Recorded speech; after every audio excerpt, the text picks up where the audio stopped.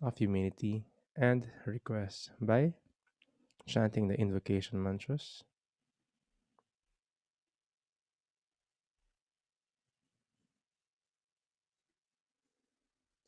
Om Namo Bhagavate Vasudevaya. Om Namo Bhagavate Vasudevaya.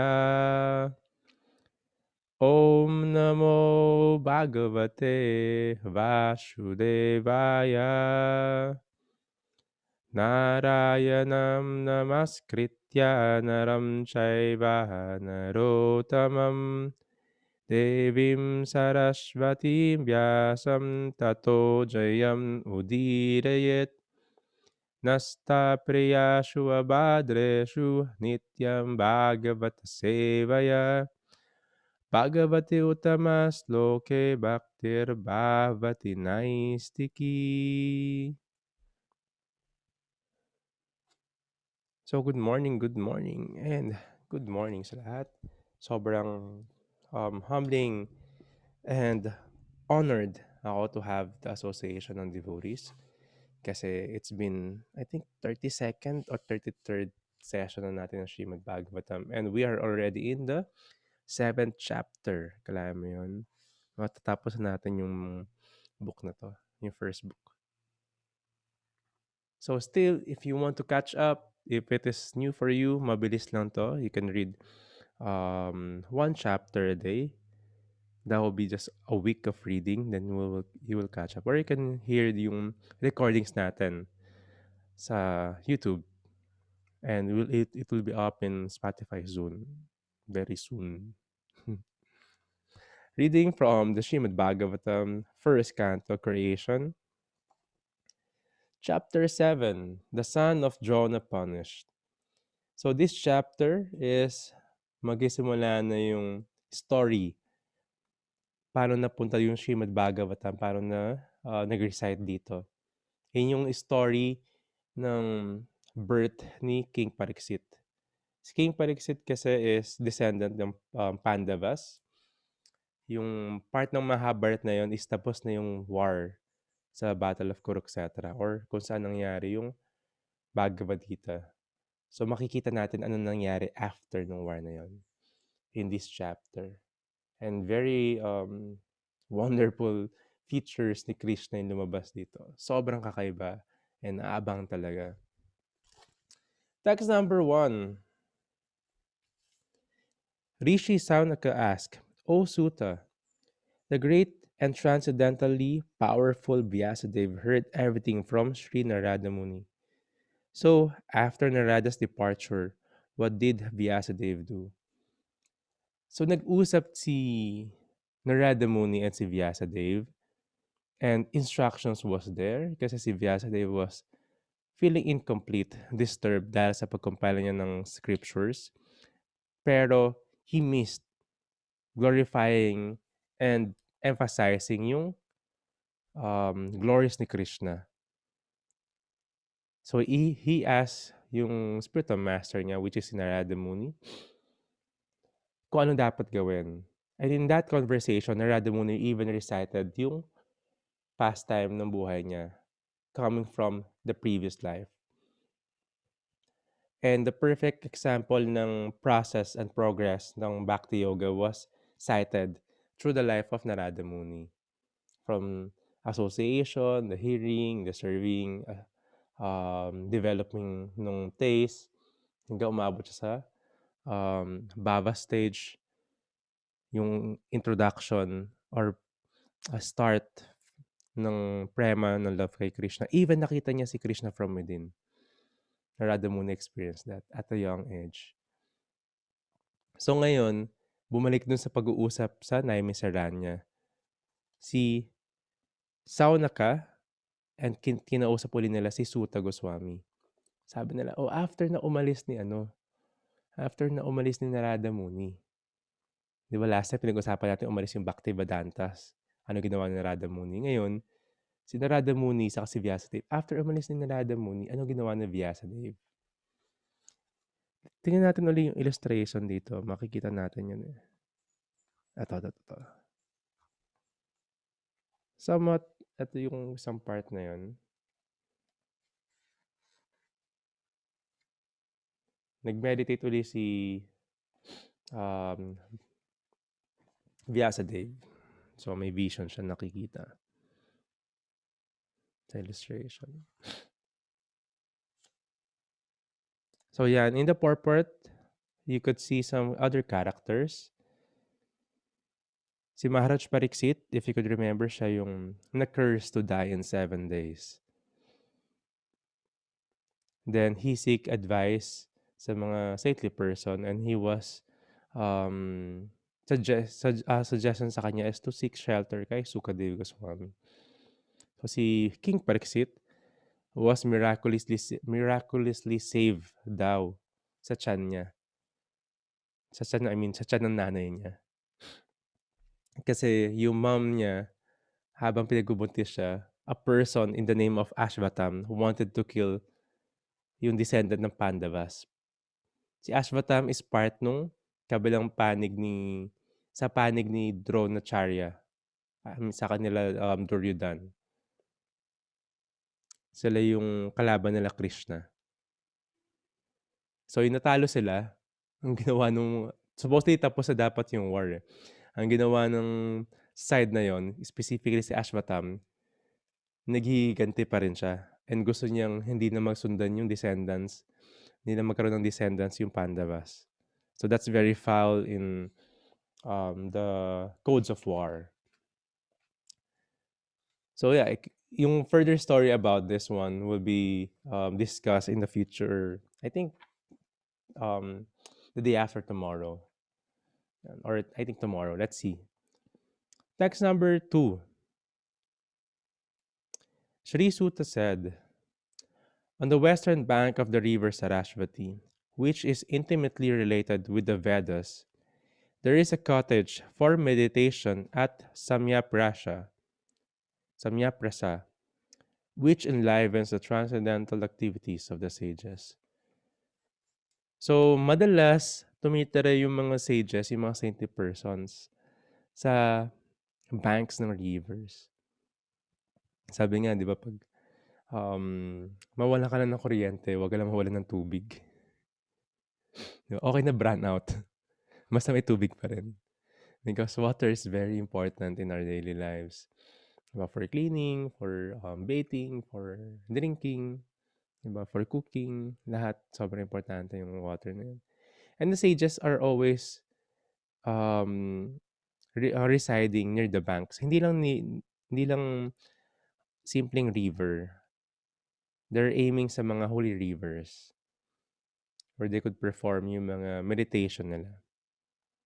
And in this verse, sa place ng Samyaprasha, merong cottage where they meditate.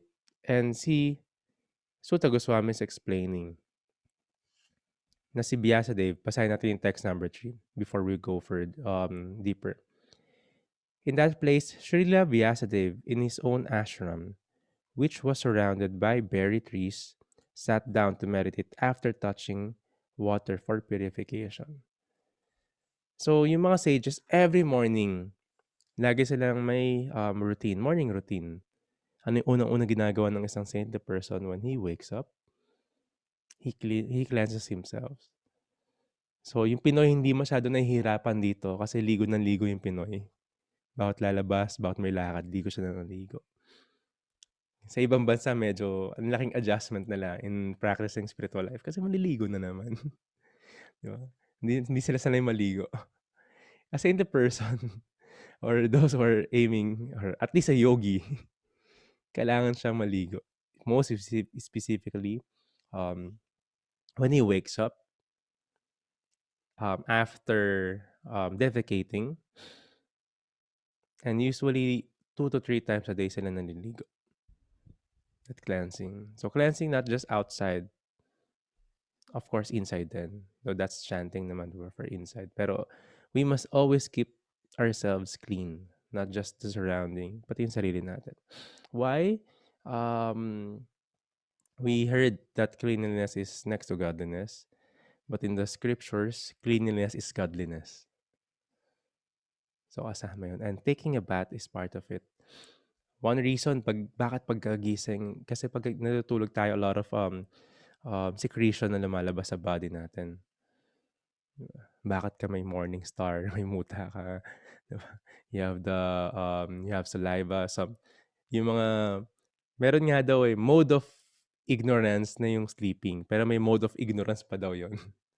If one is drooling while sleeping.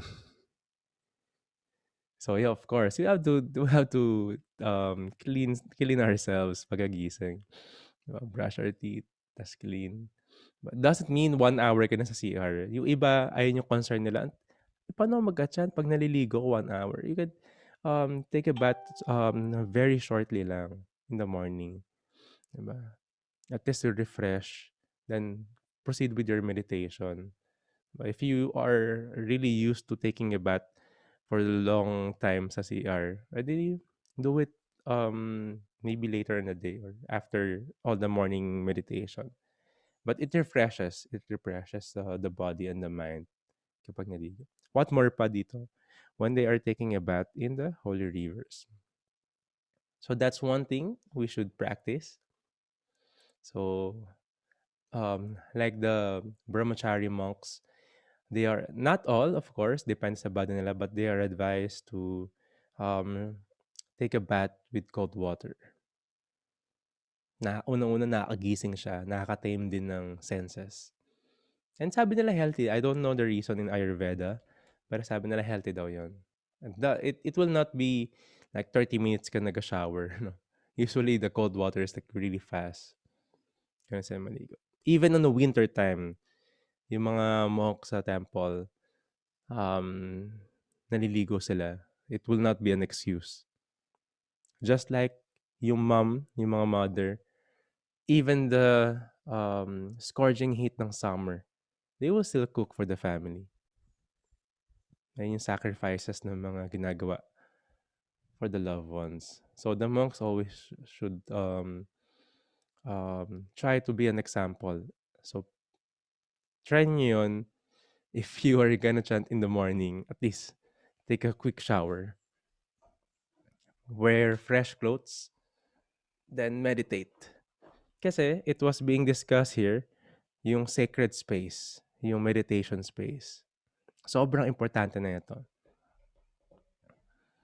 Kasi we are having or orchestrating a space, an atmosphere, paano tayo magme-meditate. Napansin niyo ba 'pag nagme-meditate ka ta's ang daming tumatawag sa'yo, makukulitin ka ng anak mo, andiyan yung aso mo nangungulit, 'di ba? Tapos tunog ng tunog yung cellphone mo.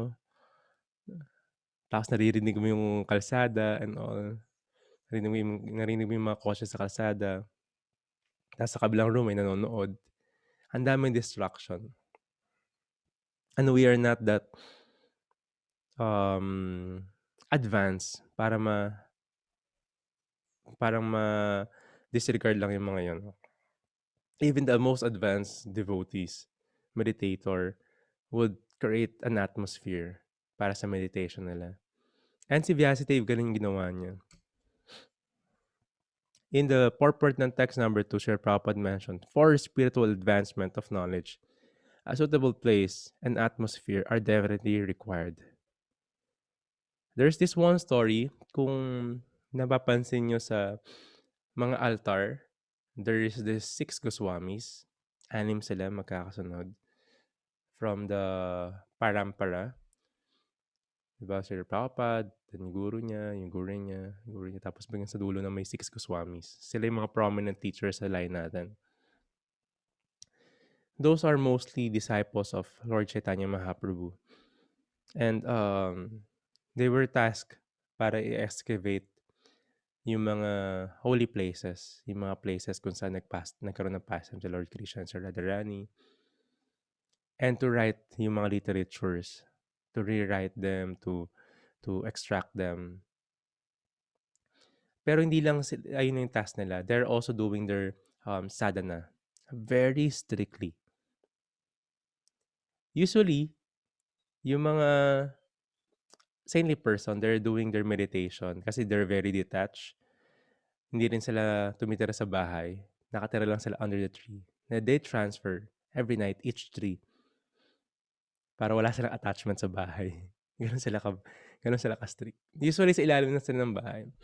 But of course, when they found out kung saan yung mga pastime ng pinag yung mga places where Krishna and Radharani had their pastime, specifically sa Radhakund and Shyamakund, is a reservoir of water, Kunda. So, isang personality dun sa Six Goswamis named Raghunath Das Goswami. Nagcha-chant siya palagi ng rounds niya. 64 rounds every day. So, sino yung nagka-chant dito ng 64 rounds? That would be almost 8 hours a day. More than. So, nagka-chant siya 64 rounds every day. Walang mintes yun. Pag na-experience mo yung summer saka yung winter sa India, grabe. Sanay ako sa init ng Manila. I grew up in Manila. Diba? Pero iba yung init sa India. Yan, hindi ko alam si KD. Si KD napunta daw ng Mathura during this time eh. So this time is medyo malapit magtagulan or medyo summer. So yun, magrabe yung summer sa India and yung winter. So walang mintes si Raghunath Das Goswami mag-chant ng rounds niya. And hindi siya nadi-disturb basta-basta sa place na yon. Of course, hindi na siya ganun ka ingay katulad na ngayon. Pero marami pa ring distraction. So one time, yung isang senior sa Six Goswami, si Sanatan Goswami, he was walking and passing by kung saan nag-meditate si Raghunath Das Goswami. So nakita niya nagka-chant si Raghunath. Dumadaan si Sanatan. Pero nagulat siya. Tapos napahinto si Sanatan Goswami tapos sinisilip lang niya. Kasi habang nagka-chant si Raghunath Das Goswami, may isang tiger. So, isang tiger na yon lumalapit, dahan-dahan, very stealth mode. Of course, it's food for him. May nagka-chant, tapos nagka-tiger. Pero lalo nagulat si Sanatan Goswami kasi habang nagka-chant si Raghunath Das Goswami, hindi siya gumagalaw. Sobrang absorbed siya sa holy name. Wala siya sa mundong to, nasa spiritual world siya habang nagka-chant siya. Ganun yung meditation niya, ganun ka-deep. Pero may nag-distract, may nagpaalis doon sa tiger na yon. Nakita ni Sanatan Goswami, si Krishna may hawak na stick. Pinaalis yung tiger. Binabantayan ni Krishna si Raghunath Das Goswami.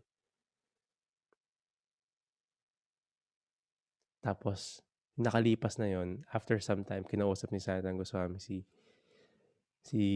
Raghunath Das. Sabi niya, Raghunath, kasi mas senior si Sanatan, he could check. I think kailangan mong ayusin and maghanap ng ibang place na mas safer para mag-meditate at mag-chant ka. Kasi nadidistract mo si Krishna. Kailangan kanya bantayan sa mga ibang entities like tigers. Okay, sabi ni Raghunath Das. Sige, I'm sorry.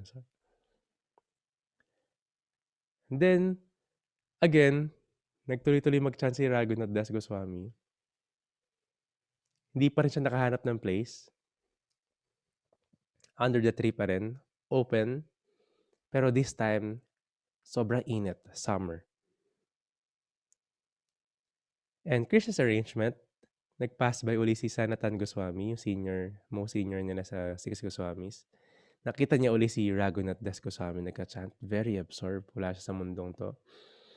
Yung heart niya, yung soul niya, nasa kasama ni Krishna sa spiritual world. Pero sobrang init. Kahit nag-meditate siya, habang nag-meditate siya, naaarawan siya. Pero nagulat uli si Sanatan Goswami. Kasi, nakita naman niya hindi si Krishna. Nakita niya si Srimati Radharani. Hawak ako ni Srimati Radharani yung sari niya. Kino-cover na niya si Raghunath Das Goswami sa araw.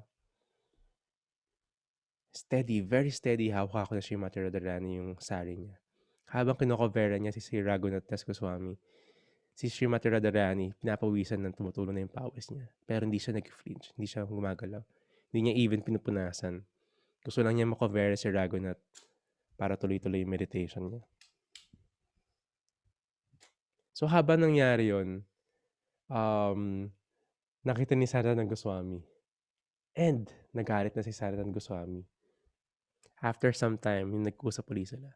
Pinagalitan ni Sanatan Goswami si Raghunath. Ano ka ba, Raghunath? This is the second time. And hindi mo ba alam, nadidistract mo na hindi lang si Krishna, even si Srimati Radharani. Kailangan kanya bantayan sa init ng araw. Kung nakita mo lang pagod at nangalay na siya, tapos pinapawisan siya, just to cover yung sari niya, ikaw, from the sun, from the heat of the sun. We're not meditating para pagsilbihan tayo ni Radha and ni Krishna. We're meditating para makapag-serve sa kanila. And from then on, na-realize ni Raghunath Goswami na nadidistract niya si Radha and Krishna sa meditation niya. He is undisturbed, pero si Radha and Krishna is disturbed and busy para protektahan siya. So gumawa si Raghunath Das Goswami ng Bhajan Kutir.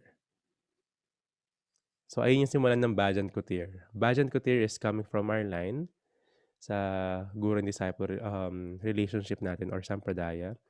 Bhajan Kutir is a place where one meditates, chant. One does his bhajan. Kung saan niya ginagawa yung sadhana.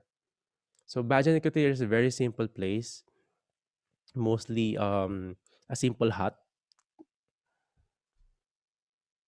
Ngayon parang mostly gawa siya sa mga stone. Para sa stone sa India kasi hindi siya parang sa Philippines na hollow blocks lang. Hollow blocks is pasok yung init sa pasok yung lamig. Mostly this Bhajan Kutir is made of thick bricks. Where pag mainit sa labas, malamig sa loob. Then habang pumapasok init dun sa wall na yon, maggagabi na. So pag malamig sa labas, mainit naman sa loob. So may maintain yung temperature. And it is covered, walang distraction, walang animal makakapasok. Very simple lang. So ayun yung Bhajan Kutir. It is for the reason para hindi ma-disturb sa mga outside entities, ingay and disturbance. At the same time, para nga hindi ma-disturb si Radha and Krishna sa meditation. Hindi ma-disturb si Radha and Krishna in protecting one's meditation. So that's Bhajan Kutir or sacred space. Yung iba nga may napuntahan kami sa init, talagang ang lalim pa, parang underground pa. Diba? Sa underground is very stable yung temperature. Tapos siyempre hindi ka ma-disturbo doon, walang ingay. One could just really meditate. Diba? Hindi ko alam kung may signal. Feeling ko walang signal doon eh. Alam ko kasi pumunta ako doon dati, parang gusto ko lang gawa ng IG story, walang signal. So ganun siya kaganda yung place na yon, yung Bhajan Kutir na yon, or yung sacred space. So that is what we call an arrangement for an atmosphere where we could meditate. It is also called ashram. Ashram is a place where one may make this arrangement para makapag-meditate kay Krishna. For what purpose? Again, for us to serve Krishna. That's the ultimate. And si Vyasadeva daw, si Vyasadeva is may anak. Still, may ashram pa rin siya. It doesn't mean yung ashram or yung sacred space na to para lang sa mga monks or sa mga celibate monks, celibate people na nakatira sa temple. No? Even Vyasadeva, even dun sa mga householder. So one could create and should create their own sacred space, a place nila. Even small corner, very simple. As long as you will maintain it very clean. If you could have less distraction on that space. Siyempre, kung di mo naman hindi ka makakreate ng another room, halimbawa kala Jonah, hindi siya makakreate. Maggawa siya ng sariling room niya dun sa unit niya. Hindi pwede. Then, meditate on the perfect timing sa umaga. It's either yung mga anak natin, yung mga anak ninyo, Nagge-games pa rin sila ng madaling araw, 'di ba? Or tulog sila. So, wala silang walang gigising ng 4:30 or 5 o'clock or 5:30 para mag-ingayan, mag-games. Mostly tulog pa yung mga 'yan. So, wake up early morning, have your shower and take a bath, clean the space, then meditate. It doesn't have to be sobrang garbo, sobrang magastos, sobrang, opulent, no, very simple and clean and, one should be there regularly. Ayun lang yung requirement nun. Simple, clean, but regular mo i-visit yon, like every day to do your sadhana, to do your chanting.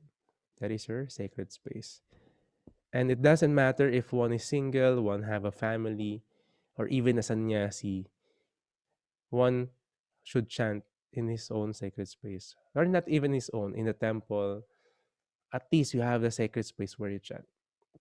Swerte tayo if we're in the nature, why not? But it doesn't matter if one is not chanting kahit nasa nature siya.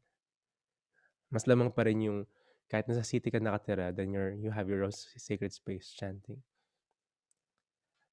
So this is recommended by Srila Prabhupada, by the scriptures, to have this. It is required. Na paano yung Radhacharan, talagang wala akong space, wala talaga akong privacy. It's okay. Diba? Make a certain arrangement. You can chant early in the morning. That will be your sacred space. Kung saan ka natutulog, diba? Shower ka lang, ayusin mo yung kama mo, then chant there. Minsan hindi nila nagagawa makaligo kaagad. Of course, okay, that will be, at least maghilamos ka man lang, mag-toothbrush ka man lang, then chant. Yeah. So, importante chanting, meditating. So, that is the importance of ashram. So, may ashram ka, living in the temple, even kaya tinatawag natin na yung bahay is ashram. Can I go to your ashram? So, ang ganda ng ashram mo, galing yung term. Because this is a space where one meditates. And if one have the sacred space, one chants there, studies the scriptures there, kung may altar ka rin. And your place is automatically a temple.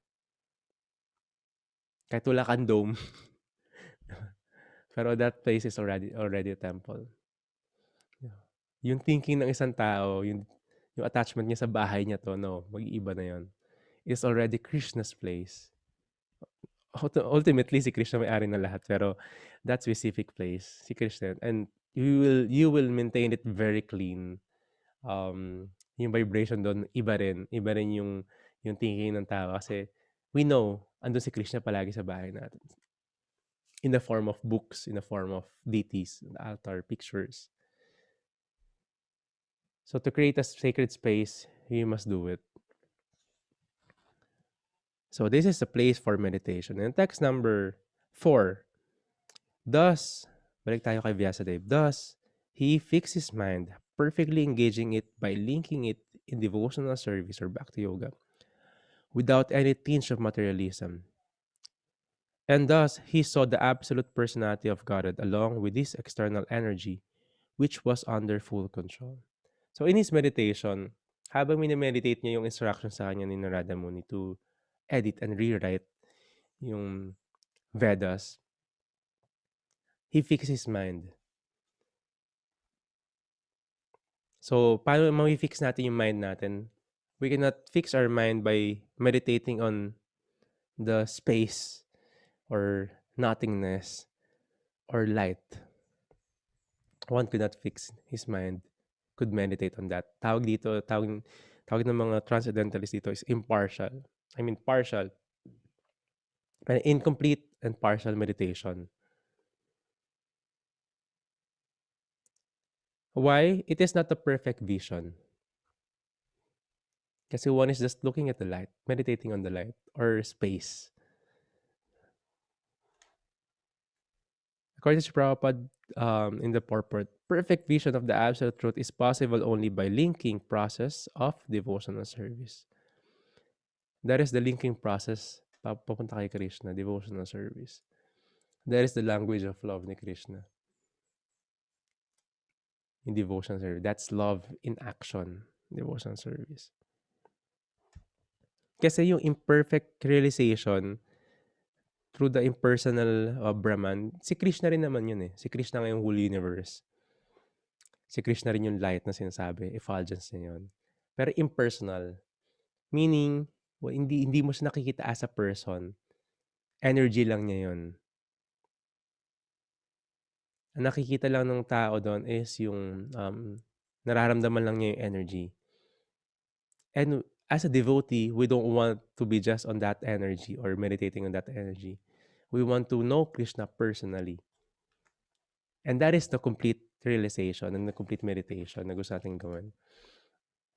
So si Vyasadeva daw, nakikita niya na si Krishna, along with this external energy, na si Krishna in full control ng external energy. Again, these are energies of Krishna. These are the internal and the external. Internal, andun yung spiritual energy, tawag na spiritual energy or superior energy. So lahat yun nandito. Yung external ay tinatawag na inferior energy or the material energy ni Krishna. Ito rin si Maya. So nakikita ni Vyasadeva na si Krishna is also in full control ng external energy ni Krishna. Even ni Maya. Si Krishna pa rin yun. I mean, galing pa rin kay Krishna. Si Krishna pa rin yung full controller. Control of the controller. Or the supreme controller. Siya rin yung cause of the cause. So this internal and external energy, may tinatawag na tatashta. Or nasa gitna. Or marginal. These are the souls. Tatashta sila. They are originally coming from Krishna's superior or spiritual energy. Or internal energy. Yung souls is part and parcel ni Krishna. Pero, andito rin siya sa material world, kaya nako-cover siya ng external energy. Kaya siya marginal, tatashta. So, the soul is internal energy ni Krishna.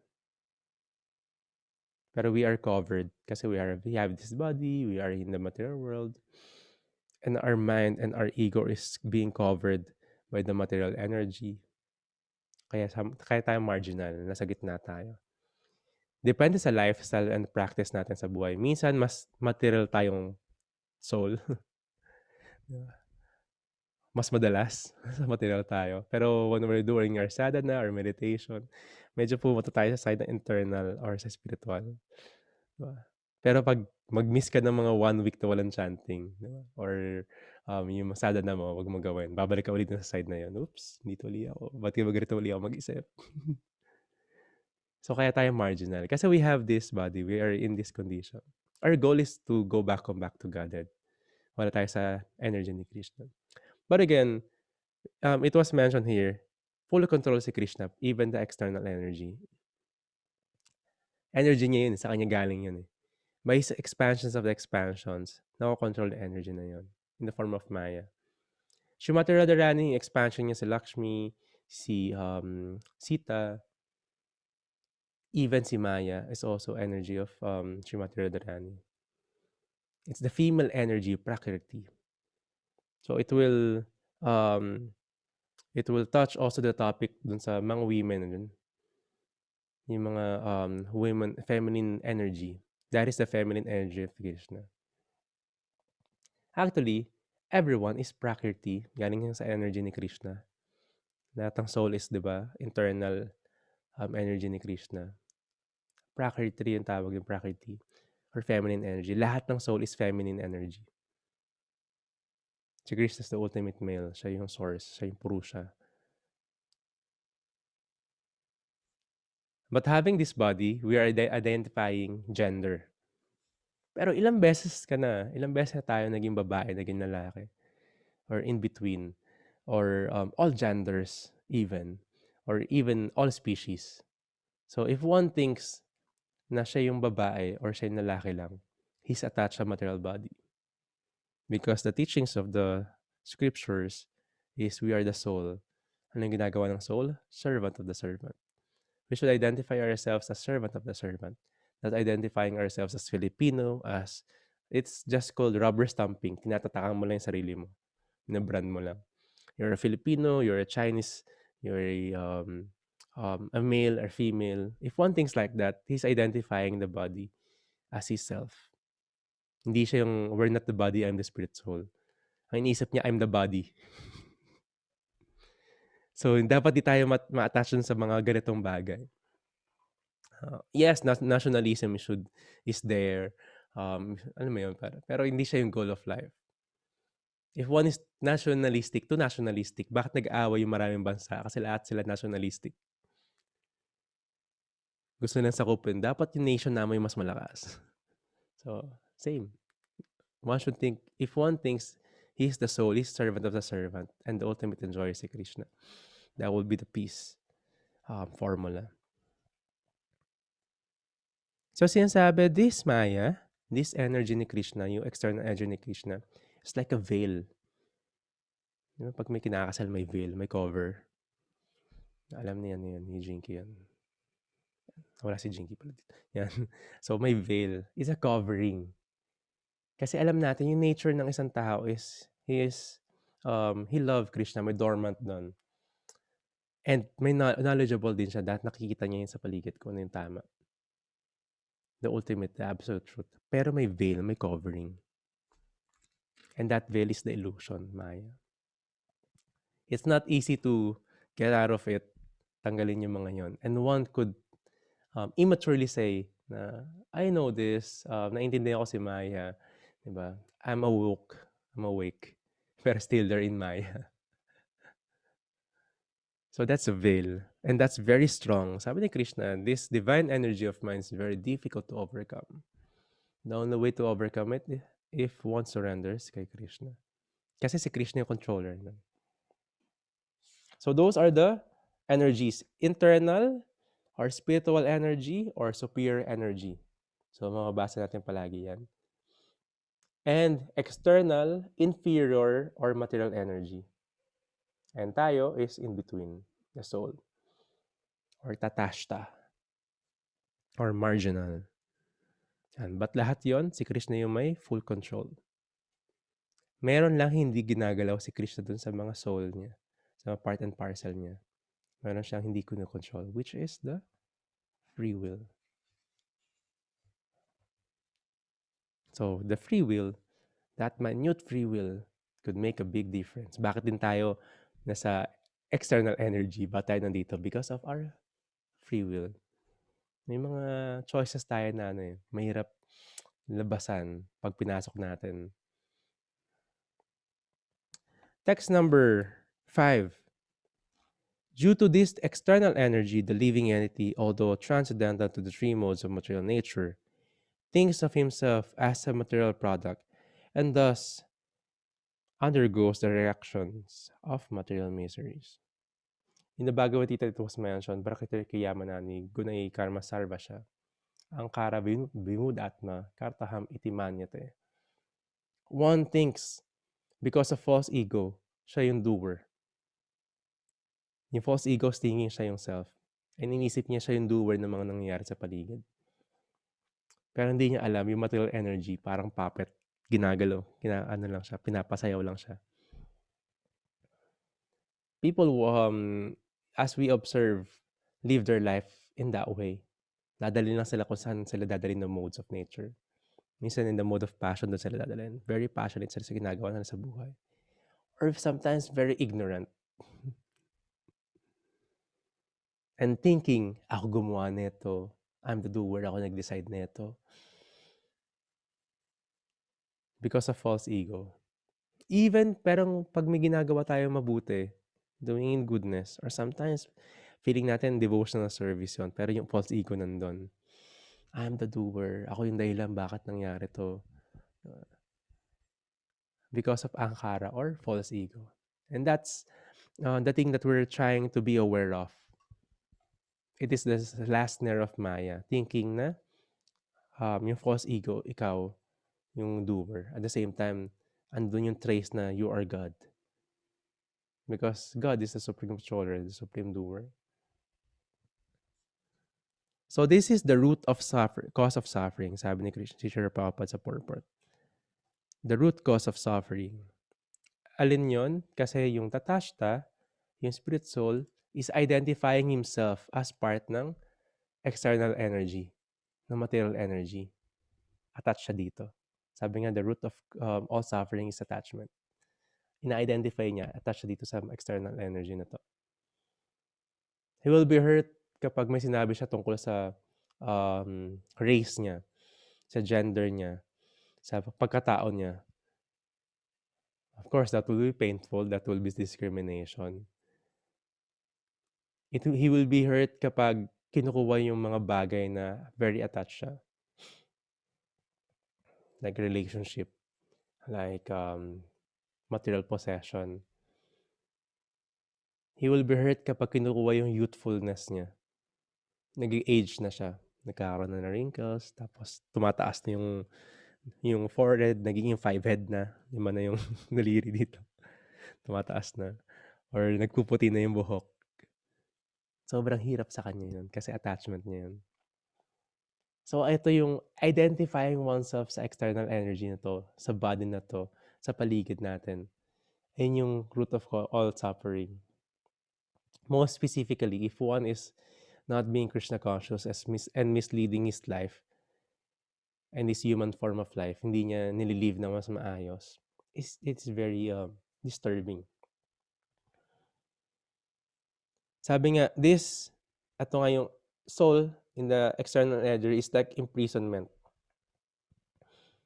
And habang nasa prison house to, he is covered by Maya na, in the veil of Maya na, this is your home and nag-enjoy ka dito. Ikaw yung king of this world.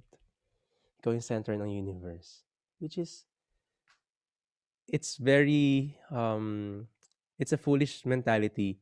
Kaya natin inaaral kung gaano kalawak yung cosmic cosmology, yung cosmic creation ni Krishna. It's a humbling experience to think na napakalit lang natin doon. Yung universe nga natin napakalit lang sa buong creation eh. And yung planet na yun napakalit lang din doon. Tapos yung Philippines napakalit sa planet na yun. Hindi nga tayo kilala ng buong mundo eh, na may Philippines pala na country. Tapos sa buong Philippines meron tong Mandaluyong na yung ibang tao hindi pa napuntahan. And in the Mandaluyong may condo na hindi napuntahan ng ibang tao. Tapos sa condo na yun, out of hundreds of unit, may isang room. Tapos nakatira si Bhakta Radha.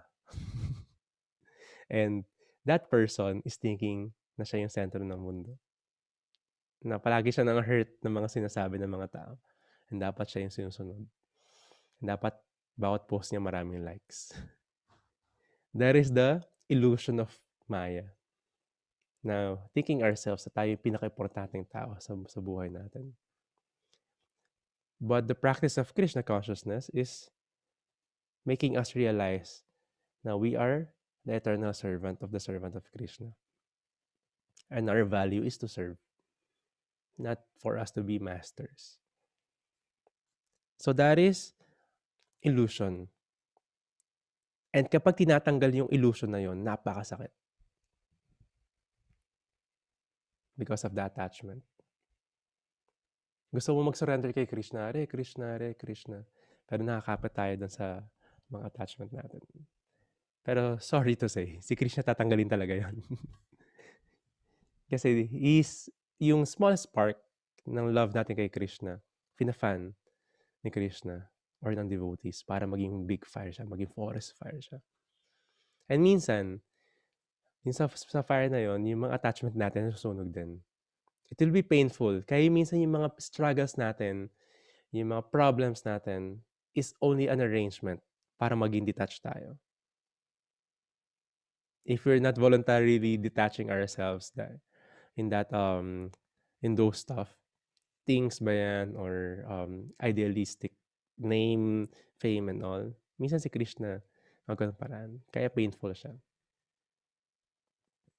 So I was always talking to some of the students and devotees. Oh yes, you can pray to Krishna and Maya na, Krishna, alam ko lang tatanggalin mo yung mga attachment ko eh, pero minsan dahan-dahan lang. Minsan magsabay-sabay Saka sabihin mo naman si Maya medyo easy lang muna sa'kin para So, it will happen. And for sure, mangyayari yun in the future. It's either like money or all material things. Either that money will be spent somewhere else or may kailangan paggastusan. That's the nature of money is to move around or that material thing. Either iiwanan ka ng money or iiwanan mo yung money. One way or the other. Kasi death is for certain. And ano yung magagawa ng death is for us to ay nahinto ko uli. Hinahanap ko siya kagabi pa eh. Na-picturean ko siya kaninang pagising ko. Ano siya malapit sa ilaw. So, kailangan siya makalabas kasi maingay siya.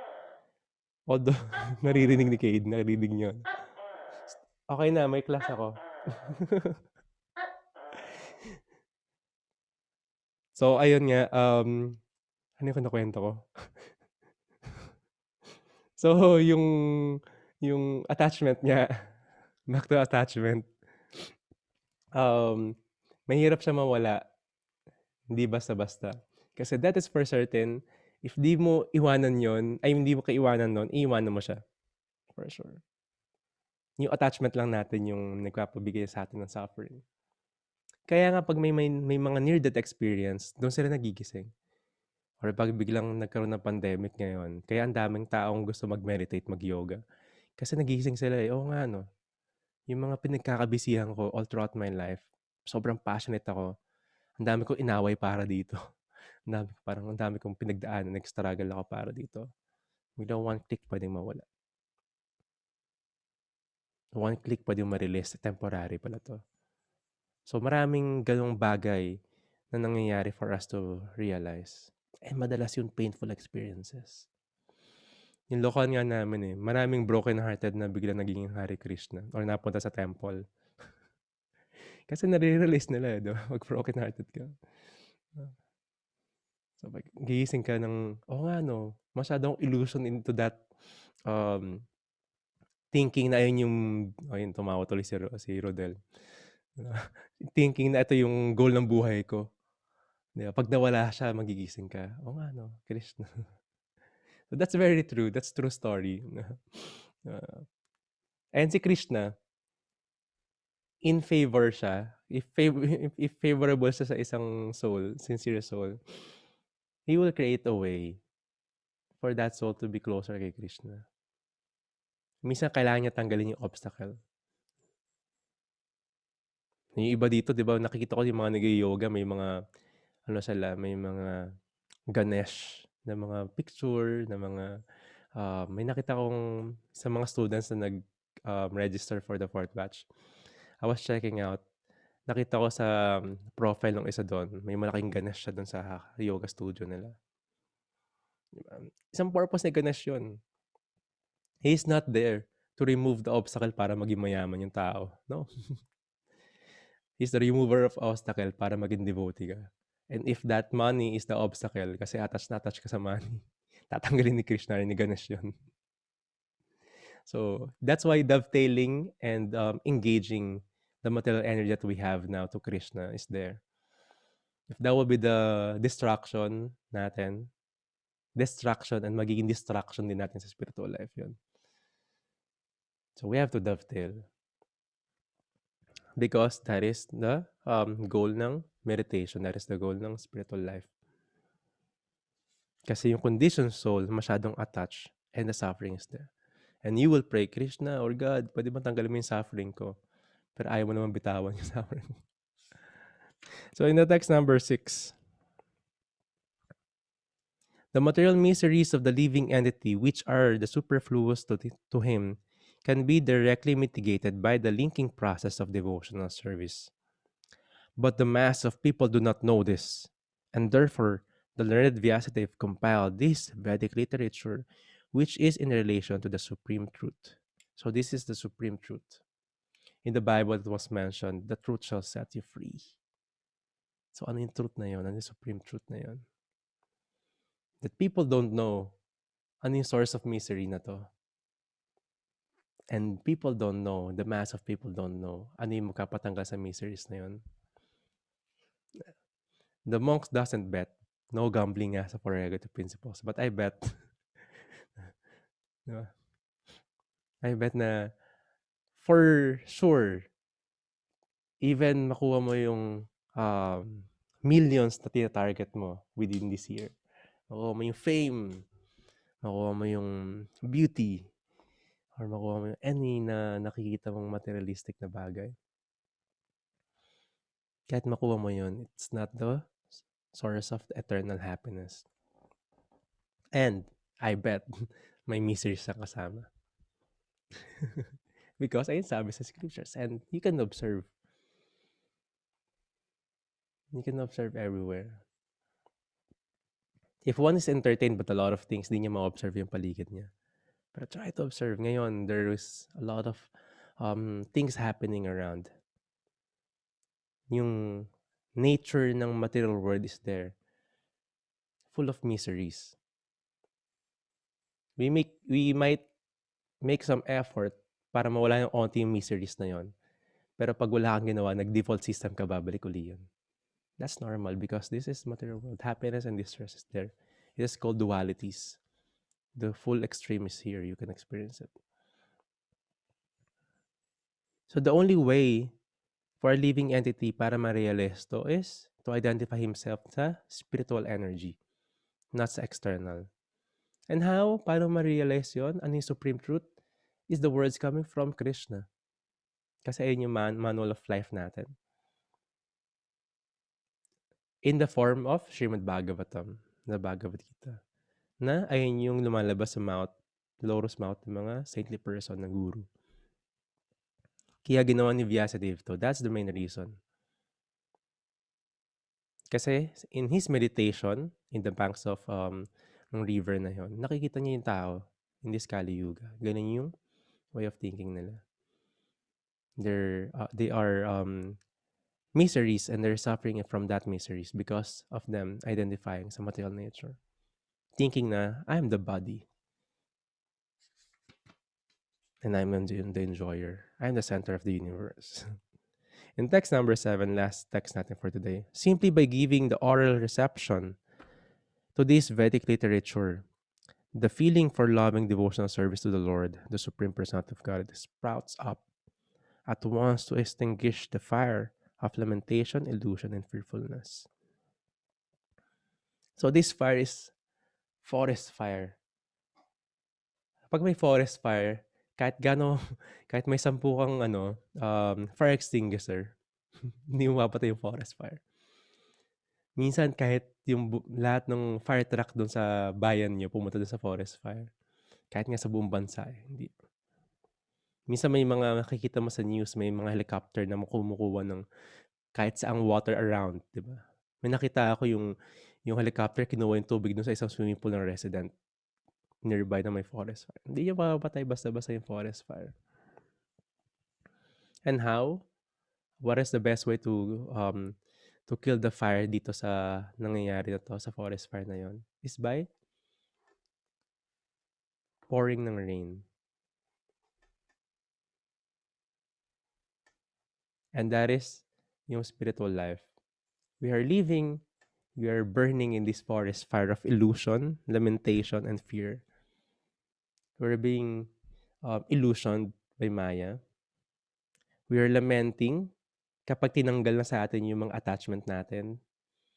And frustrated tayo pag di natin makuha yon. And we are fearful kasi hindi natin alam yung anong nangyayari. We don't know even kung ano yung future. To be honest, we are just entertained. We're just entertained. Kaya pag nawala yung entertainment mo yun, pag nawala yung wifi, magugulo yung mga anak natin. Bad trip yan, for sure. Kasi hindi sila entertained eh. Kailangan na mag-isip. Kailangan mo makita yung future. Kailangan mo makita yung responsibility. Kailangan mo makita. We are just being entertained. Di ba pag may nangyaring kabulustogan sa government, may bagong lalabas na issue to cover up. O kaya may mag-aaway na artista. Tapos ayun yung bagong balita. Same, in the large scale, material world is just like that. We're just being entertained. 'Pag tinanggal mo yon, you will see the fear kung ano yung meron. So, para matanggal 'to is we need the supreme truth. We need the Srimad Bhagavatam. How? Through oral reception. We see God through hearing. So that's how we learn. That's how we um, be in that line of devotional service. The ultimate goal, the ultimate result of devotional service, this on the second paragraph, is to develop genuine love for the Supreme Personality. Love is a word which is often used in relation with man and women, and love is the only word that can be properly used to indicate the relation between Lord Krishna and the living entities. So that will distinguish yung meditation, yung mantra meditation, devotional service. That is the goal. Devotional service or love para kay Krishna. The other meditation, pwede ka ma-relax, pwede ka magka-mystic power even. You can control some other things. Pwede ka lumutang ng, ewan ko kung may nakapag-levitate or meron kang pa-perfect mo yung 8 siddhis. So, mystic powers. Pero it will not bring devotional service. It will not bring love for Krishna. Because that's the ultimate. That's the highest. So, check out your sacred space now. Linis-linis doon. Arrange it. Make a plan how to create that atmosphere. Diba? And then yung check out the senses natin. For us to be engaged, syempre, pwede ka maglagay ng incense. Diba? Lagay ka ng background music or white noise para makover yung ingay sa city. Or Hare Krishna Maha Mantra. Gawa ka ng continuous playback ng chanting doon or lang lecture. Papansin mo mag-iba yung vibes doon. Diba? Make it very clean. And in that way, it will be conducive for us to meditate. To meditate to Krishna. Of course, in our body, we should always be clean. Not just outside. Ano yung pinapasok natin? In the form of food. Ideally, prasadam. Even kung ano yung pinifeed natin sa ating consciousness. Diba? Garbage in, garbage out. So, we should be careful kung ano yung mga pinapanood, binabasa, tinitingnan natin. So, kung papaligid mo sa atin, wala nga toxic na tao, pero yung binabasa natin is puro toxic. Same. Better yet is to always hear the glories of the Srimad Bhagavatam, of Bhagavad Gita. So, if you need audiobooks, just message me. Ebooks, or if you need the actual books, just message me. When you're driving, naglilinis ka ng bahay, you can play anything. Let me know. If you need links or mga playlist sa Spotify, let me know. Or si Radhanath Prabhu, you can ask him yung mga kirtans. Even the Srimad Bhagavatam, I have an audiobook here if you want to catch up or gusto mo lang i-play. May mga devotees na nagbasa nito and they recorded it. Let me know. So that will be the sacred space and the purpose of it. And knowing na merong veil of Maya na nandyan. And si Krishna rin yung controller nun. Sabi nga, si Maya took up a thankless task. Ayaw niya yun. But we decided before. Ngayon ayaw natin, pero kailangan natin patunayan na ayaw natin. So that thankless task is for us to be covered. And the way para matanggal yung covering na yon is chanting of Hare Krishna Maha Mantra, doing our sadhana and spiritual life by the guidance of the devotees and spiritual master. So maraming salamat. Tomorrow we will have the story na. We will try to start yung story kung paano sinave ni Krishna yung si Maharaj Pariksit sa tiyan ng nanay niya. Kasi merong power na binigay si Ashvatam. Tinatawag ng Brahmastra. Sobrang strong nun. And medyo may onting action. So maraming salamat, my dear Prabhus and dear Matajis. Send nyo sa akin yung picture ng mga sacred space nyo. Or you can post it, tag me. Kalantarat Srimad Bhagavatam ki jai. Srila Prabhupada ki jai. Shri Narada Muni Ki Jai, Vyasadev Ki Jai, Gaur Premanande. Thank you very much. Please be safe and happy Holy Week. So make your Holy Week holy by chanting Hare Krishna. Thank you. Haribol.